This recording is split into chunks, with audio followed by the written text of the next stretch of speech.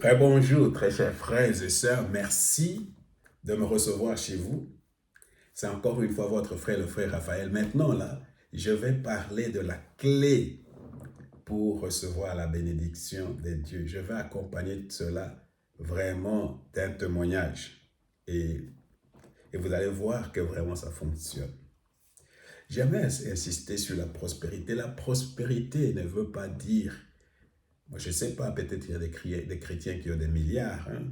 Je ne sais pas, moi j'en connais pas, mais je connais des gens au moins qui ont des millions. Mais tout au moins, quand Dieu te donne assez, Dieu va te donner assez pour toi-même, Dieu va te donner assez pour toi et assez pour le servir. Et il va toujours rester quelque chose. Donc tu ne seras pas en manque. Mais si au-delà, Dieu te donne encore des millions et tout ça, alléluia. Mais ce dont on parle ici, c'est pour que Dieu te donne assez, parce que tu n'en as pas assez.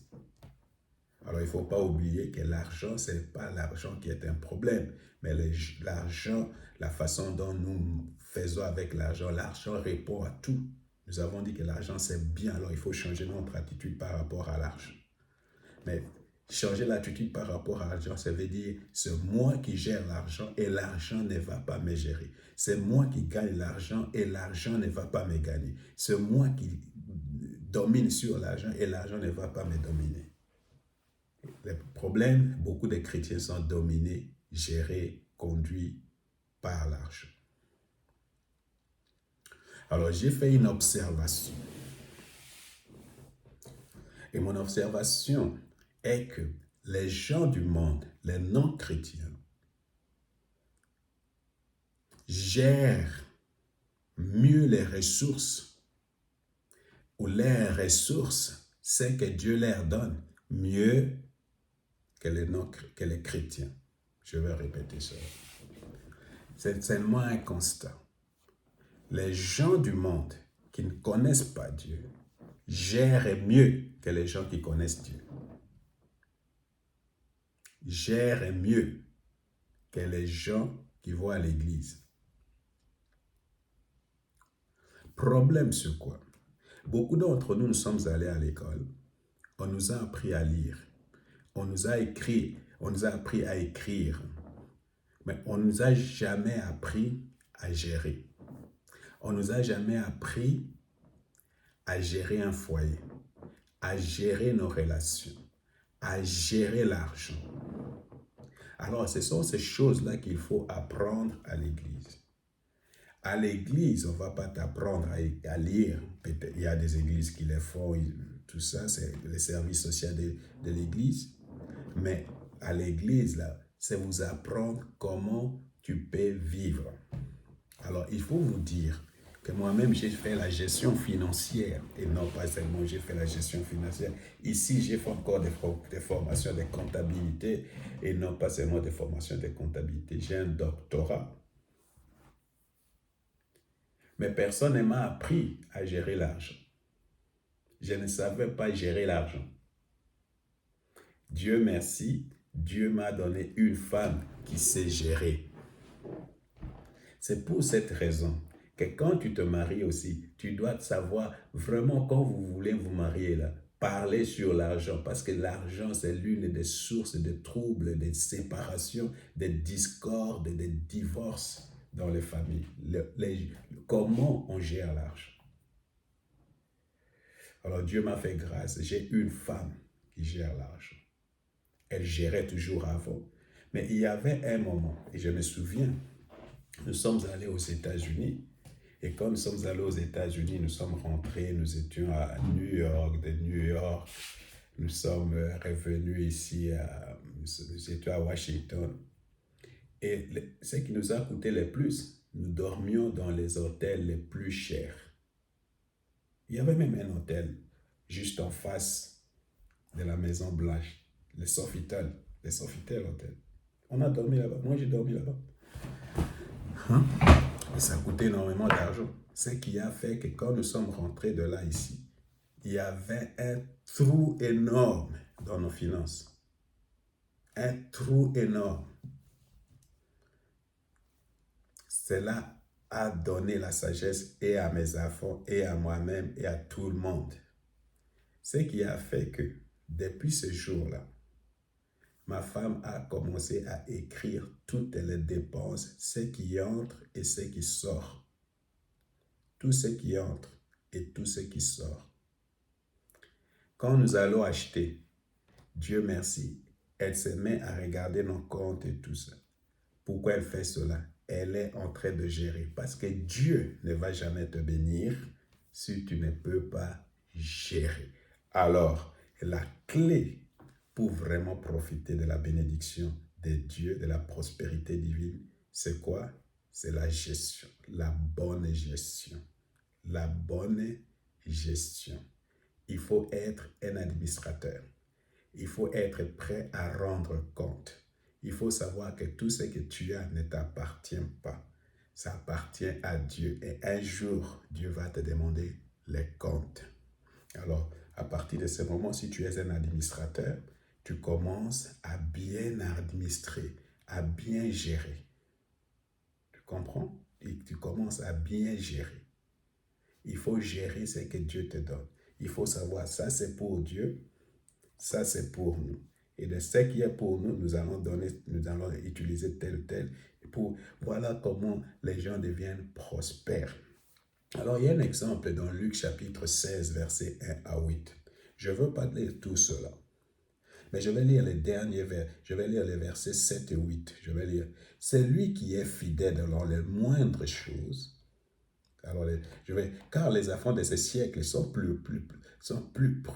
prudents à l'égard de leurs semblables que ne le sont les enfants de la lumière. Et moi, je vous dis, faites-vous des amis avec les richesses injustes, pour qu'ils vous reçoivent dans les tabernacles éternels quand elles viendront à vous manquer. Celui qui est fidèle dans les moindres choses l'est aussi dans les grandes. Quand est-ce qu'on parle de la fidélité? La fidélité, c'est par rapport à la gestion de l'argent. Tu es fidèle. Comment on saura que tu es fidèle quand tu ne sais pas gérer l'argent? Si tout l'argent d'autrui, quelque chose qui ne t'appartient pas. Alors Dieu t'a établi administrateur de ce bien et tu dois bien gérer. Alors c'est par rapport à ça qu'on saura qui est fidèle, qui ne l'est pas. C'est par rapport à l'argent. Alors si tu es fidèle quand on te donne 10 euros, tu seras fidèle quand on te donne 100. Alors regarde, par exemple, il y a des gens qui demandent à Dieu, donne-moi 1000 euros, donne-moi de l'argent, donne-moi de l'argent. Dieu te donne l'argent. C'est pourquoi l'argent, c'est un texte. Chaque fois quand tu reçois de l'argent, Dieu est en train de te tenter pour voir si tu es fidèle. Et Dieu te donne 100 euros ou 100 dollars. Maintenant, il veut voir comment tu vas gérer les 100 dollars.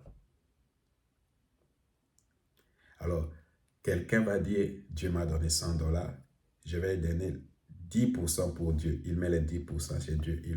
L'autre, il bouffe même les 10%. Et la même personne est encore en difficulté. Comme, oh Dieu, aide-moi, Dieu. Alors Dieu te pose la question, quand moi je t'ai testé avec 100 dollars, tu n'as pas bien géré. Comment je peux encore te confier 1000 dollars ou 2000 dollars ou 3000 ou 5000 ou 1 million? Parce que tu bouffes tout. Tu ne sais pas gérer. Alors, il faut faire attention. Parce que si tu n'es pas fidèle quand Dieu te confie quelque chose, tu ne seras pas fidèle quand Dieu va te donner plus. Alors, vous voyez, c'est ça que j'ai constaté. Beaucoup d'autres gens ne veulent même pas les contrôles. Une personne responsable, une personne qui gère bien, est toujours prêt à rendre compte. Il n'a pas peur du contrôle. Oh, tu me soupçonnes. Oh non, ces gens-là, ils ne sont pas dans les soupçons parce qu'ils savent que je suis en train de bien faire les choses. Je n'ai pas peur de tout. Alors quand tu vois les gens toujours, oh, tu me soupçonnes, tu ne me fais pas confiance, des choses comme ça. C'est pourquoi ça ne marche pas ailleurs. Écoute encore qu'est-ce que la Bible dit à propos. Alors la Bible dit, celui qui est injuste, si tu n'es pas injuste dans les moindres choses, hein, si donc vous n'avez pas été fidèle dans les richesses injustes qui vous confiera les vérités, comment tu veux que Dieu te confie encore de l'argent si tu n'es pas un bon gérant? Tu ne gères pas comme il faut. Et si vous n'avez pas été fidèle dans ce qui est à autrui, qui vous donnera ce qui est à vous. Si tu n'es pas fidèle, tu ne peux pas gérer ce qui appartient à autrui. Supposons, tu es un locataire, on te fait louer la maison, ça appartient à quelqu'un d'autre. Tu ne gères pas cette maison-là comme il faut. Et tu demandes à Dieu, Dieu donne-moi une maison. Est-ce que c'est juste? Vous comprenez? Parce que si tu ne prends pas soin de l'argent de quelqu'un d'autre, comme ton propre argent, tu ne prends pas soin de la maison de quelqu'un d'autre comme ta propre maison, Dieu ne pourra pas te donner une maison. Dieu ne pourra pas te donner d'autres responsabilités. C'est pour cette raison, je répète, frère, la clé pour recevoir la bénédiction de Dieu, la clé pour recevoir la prospérité de Dieu, c'est la gestion. Il faut bien gérer ce que Dieu nous donne. Il faut être prêt à rendre compte. Il faut être fidèle et Dieu va nous confier. N'oublie pas, l'argent qui vient de la part de Dieu, c'est toujours une épreuve, un test. Dieu veut voir comment tu vas gérer cela pour qu'il te confie autre chose. Que le Seigneur te bénisse, Seigneur.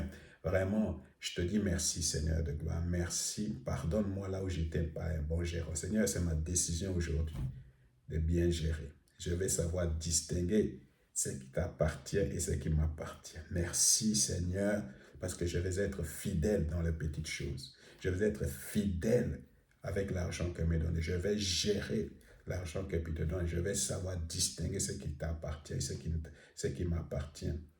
Je suis prêt à rendre compte et je suis prêt aussi à bien gérer les biens d'autrui. Seigneur, je te dis merci pour cela, Seigneur. Merci pour la bénédiction qui vient de toi. Merci pour cette clé de la gestion et de la prospérité. Merci, Seigneur Jésus. Merci, Jésus. Je te dis merci. Bénis ma soeur, bénis mon frère.